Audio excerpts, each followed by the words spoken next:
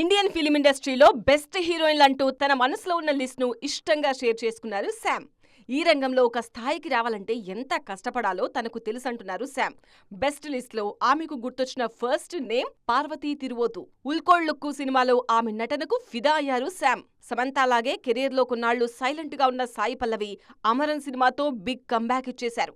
Amaran cinema గురించి మాట్లాడిన ప్రతి ఒక్కరూ పల్లవి నటనను పదే పదే ప్రస్తావించారు. అందుకే శామ్ మనసును కొల్లగొట్టిన ఫీమేల్ స్టార్స్ లో పల్లవి ఒకరు. ఈ మధ్యకాలంలో నెట్టింట్లో ఎంతో మంది ప్రశంసలు పొందిన సినిమా సూక్ష్మదర్శిని. లాంగ్వేజ్ బ్యారియర్స్ లేకుండా అందరూ డిస్కస్ చేసుకున్న సినిమా ఇది. ఇందులో నజ్రియా నటనను మెచ్చుకున్నారు శామ్.